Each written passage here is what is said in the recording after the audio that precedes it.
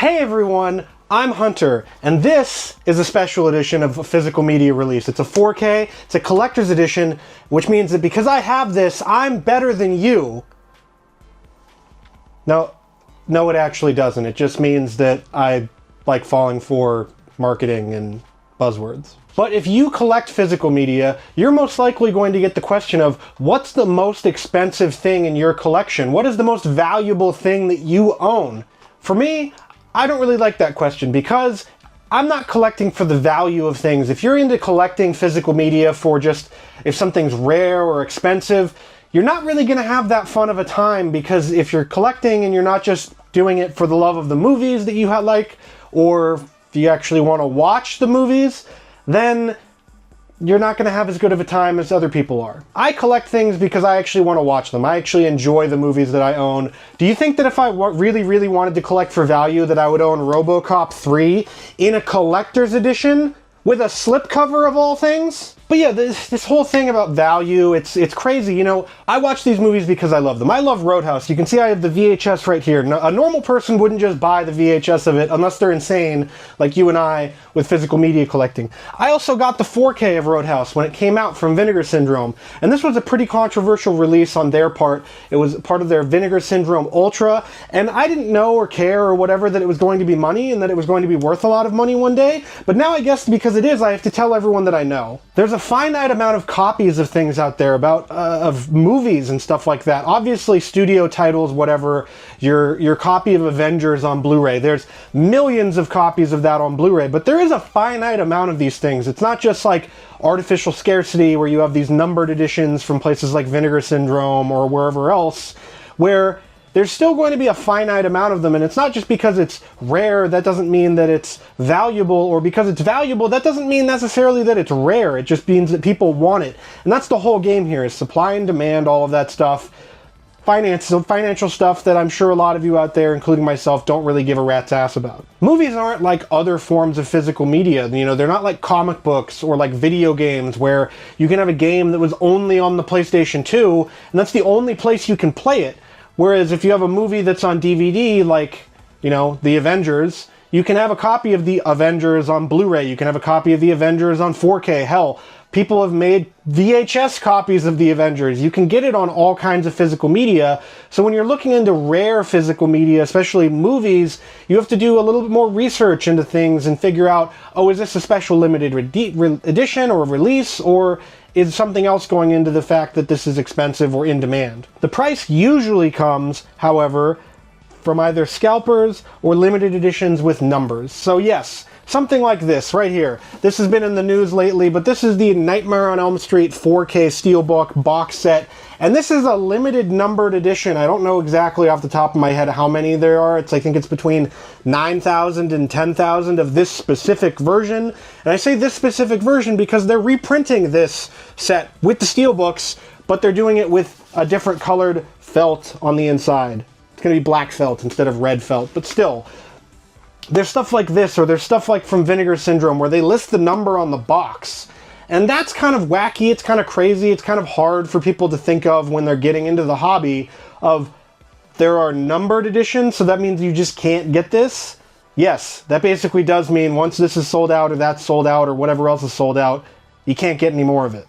What ends up making something valuable is how much people want to pay for it. So if you're looking at something like, you know, Big Trouble in Little China on Blu-ray, this movie was not expensive for a very long time, even with the slipcover with all the goodies from Scream Factory. And yet this release, after it went out of print and was confirmed to be out of print, the price skyrocketed once people and scalpers and whoever else figured that out, and then made it so that it was, you know, instead of $20, it was $50. eBay does not help with this. eBay, the people that sell on eBay, a lot of them are delusional. I'm going to say it right now. If you're an eBay seller and I'm pissing you off, I already did that in the last video. A lot of people with these prices are delusional. They're trying to get the highest possible thing, and that drives delusional people to go, hey, oh, well, it's selling for this much on eBay. That means I can sell it for that much, right? No. If you're looking at physical media and you're looking at rare physical media, out-of-print physical media, look at the sold listings. For the love of God, anything on eBay that you're looking at, that you're trying to buy, that you're trying to figure out a price on, because there's no price charting for movies or Blu-rays or 4Ks, which somebody's got to get on that. Good gosh, like there's price charting for everything on that website, for video games, for plushies, for Beanie Babies, hell. There's not one for 4Ks or Blu-rays. It kind of blows my mind, but still, look at the sold listings. Those will tell you, one, how rare something is, and two, how much it's probably going to go for. If there's not a whole lot of listings, either sold or just up there, it's probably something that's rare, that's out of out of print or in demand or whatever. And if there's a bunch of listings and a bunch of sold listings, that just means that, well, it's a hot item right now and it might go up or down in value depending on if it gets a reprint or if people's attention spans wane or whatever. So let's go through my collection of what I would consider to be rare items in my collection of physical media because, well, that's what you clicked on the video for, isn't it? So starting off, we already went through the Nightmare on Elm Street box set here, but something that is, I would not say rare, but is going to be in demand and probably already is in demand is the Friday the 13th collection, the deluxe edition here from Scream Factory. This recently went out of print. It finally went out of print, which people have said to me, why do you keep saying finally? Like it's a happy thing. No, I say that as in, holy crap, how did this not go out of print earlier? It just has been in print for as long as I've been hardcore collecting physical media. That's what I mean by that. But this Friday the 13th box set, it is exceptional. It is beautiful. It is one of the most pretty collections out there with wraparound art. You can see it right here. Beautiful artwork showing off all the various Jasons in this box set. It has movies from Paramount, New Line Cinema, all the way through the collection, the series, and then it even has this bonus disc, and it has a little booklet of bonus material as well. And all of these are in beautiful condition. Obviously, if you got this right away, you had replacement discs. There were issues with some of the discs on here. Not gigantic issues, obviously, but this box set is one of the quote-unquote rare items in my collection, or it's at least a cherished item in my collection, but it could be rare down the line, just like its cousin here, the one that came before it, the Halloween The Complete Collection, which comes with the black Blu-ray cases, even though 4K cases are black. Why did they do that? I don't know. But this set is a beautiful set. It's very much so like that Friday the 13th set, where it spans the entire Halloween series minus the new movies, which I've seen people out there with custom-made cases and all of that. You can get a box that is for all of the movies in the series here. It includes the Rob Zombie ones. I don't like those movies. I think Halloween 2 is an abomination, an affront to whatever higher power you believe in out there, but Halloween Resurrection also exists. That movie sucks as well. But this set, really, it is the granddaddy of them all when it comes to these special edition box sets for especially slasher series that have come out. And this set, it retailed for a lot more. It retailed for like $800 to $1,000, and there's a smaller version of this set that doesn't include some of the special features. It doesn't include the producer's cut of Halloween 6, The Curse of Michael Myers. That Blu-ray also, that standalone Blu-ray for the producer's cut, was rare and expensive for a long time, until they made the Halloween 4Ks. Right here, all of them. They made these. And these upset the price of that. And so that's just something that you have to be wary of when you're collecting this sort of rare physical media, when you're hitting buy on eBay or wherever, is that there could be a reprint down the road. There could be a 4K version. There could be something that comes out that makes it so that this isn't as valuable as you thought it was. And that, my friends, is the reason why you should not give a crap about the actual value of these things. Unless you're trying to liquidate your collection, you're trying to start a physical media store or whatever, if you're just collecting for the sake of collecting your favorite movies, the value of it should not matter to you in the slightest. And this is a big reason why. This set was like $100 when it came out, and it included Halloween, The Curse of Michael Myers with the producer's cut on a Blu-ray disc or on a 4K disc, and these were also incredibly cheap compared to other special edition 4K releases that we've had out there, and they came in these snazzy slip boxes. So these releases, with the slip boxes in good condition, obviously are pretty pricey now. I paid about what I did for them originally when I bought them to rebuy them for my collection after I lost everything, but they're getting up there in price, especially Halloween 4. Halloween 3 is an uncommon one. Halloween 1 seems to be more common. They seem to have printed more copies of that, but still, All of these in the slip boxes with nice condition are going to run you a pretty penny on eBay if you're trying to get them specifically with those slip boxes. That's really the thing about this, is that with collecting rare physical media, a lot of the time, the movie itself might not be that rare, like Frankie Frico here, which you can still get. Great movie, you should watch it. But with this slipcover, this thing, right here, this thing makes it so that this is expensive. This flimsy cardboard thing that people love, people want. I'm not gonna lie. I love slipcovers. I love slipcovers too, guys. They look beautiful, especially if they have different art. This one doesn't. It's just the art of the poster. But still, I'm a fiend for the slipcovers. But that's a lot of the time what makes these expensive. That release of Big Trouble in Little China I showed you, that wouldn't be that much, but I paid for it with the slipcover because it's a Scream Factory movie, and sometimes we're stupid like that as collectors. Other things in my collection that are rare and expensive. I showed you Roadhouse. Roadhouse is one of them. Here's one of them that I remember buying on New Year's Eve. Vinegar Syndrome randomly found a couple copies of the Amityville The Cursed Collection, and they put them up on their website, and I bought them. Obviously, I had to rebuy this. You can see the price sticker here. I paid $100 for this.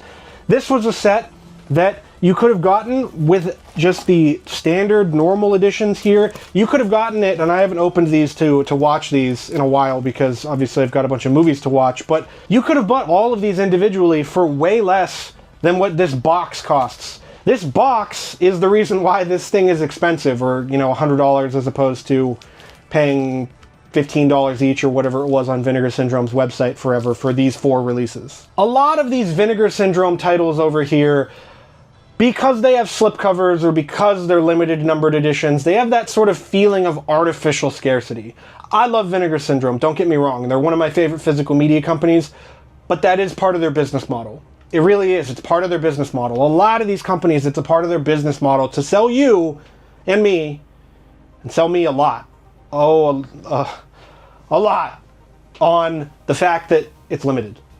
This thing, it will never come back into print. If you don't buy it now, it'll disappear forever. You will never be able to get it ever again. And that's a terrifying thought. I had this happen with Hard Boiled. I went out to a Barnes & Noble, like 90 minutes in the car, there and back, because Los Angeles is a hellscape of traffic, to try to find this. I went to that Barnes & Noble because it said that they had a copy of it online and this was sold out everywhere, and I didn't know, hey, Scream Factory or Shout Factory paid a bunch of money for the license for this movie and all the other Hong Kong cinema classics that they're putting out. Maybe you can wait, Hunter. You don't need to drive 90 minutes. Nope, I drove 90 minutes and then I came out empty-handed, and then they put it back up on the website like 3 weeks later. And you can get this again. You can get this from Arrow Video. You can get this from Shout Factory. I think you can get it from Umbrella or Imprint, one of those Australian labels. You're going to be able to get Hard Boiled on 4K if you really want it. You don't have to worry about it going out of print. And then there's stupid things which you might think are rare, you might think are valuable if you look at them and you go, wow, these Stranger Things sets on Blu-ray. One, Netflix doesn't put jack crap out on Blu-ray, so these must be expensive, right? Wrong. They're not. They're really, really not expensive unless you have the 4Ks. The 4Ks are wildly expensive, but the Blu-rays are not. These are a dime a dozen. People had these. Target couldn't give them away for a long time. They're really cool packaging, and they look really cool. They look like they would be expensive, but they're really not all that expensive, and it's kind of crazy. So enough for rare and expensive stuff from my collection. If you're looking at these things and you're looking at it, whether it's DVD or Blu-ray or VHS, you know, that copy of Roadhouse on 4K is, with that edition and all that, all the bells and whistles, is, you know, $100 plus or something like that. This copy of it on VHS or a copy of it on Blu-ray that's not from Vinegar Syndrome, that's just from the studio, it's like $2. When you're looking at rare and expensive movies, physical media, sometimes it's not the case. Sometimes it's just rare and expensive because of the edition. One thing can be rare one day and common the very next day. And that's the last thing that I'll get to here in this video, is that, you know, if you're trying to buy stuff just for the sake of buying it, just because you want it, because it's rare, because it's valuable, whatever, sometimes you can luck into something or whatever, and you can say, hey, I've got this copy of Hellraiser Quartet of Torment. I bought this because the Hellraiser Scarlet Box is rare, expensive. It was out of print. It was the only way you could watch it if you were in the US. Ooh! And then they put out this, the Quartet of Torment. And it has all the same stuff on it. And it has another movie. And it had that movie as an extended work print cut or whatever, all the yada yada stuff like that that you can, you know, love about physical media with buzzwords and collecting. So just beware out there. Just beware of when you're buying stuff. If you're going to buy it because you love it, if you love it, buy it. That's what I'll say. I'm not going to fault anybody for spending a bunch of money on a Nightmare on Elm Street box set or an Iron Maiden CD box set that's limited to a certain number of copies or whatever. So when you're talking about the rarest things in your collection or the rarest things in my collection, I've gone through. I've looked at eBay, I've looked at all the sold listings, I've looked at all the listings in general, and I figured out what the rarest thing is in my collection or yours in physical media all over the world. It's this copy of Lethal Weapon on VHS, the director's cut, that's sort of open at the top here. Well, it also has a ripped sticker right there. So, and then it has a sticker. It's, I don't know. What's the rarest thing in your collection?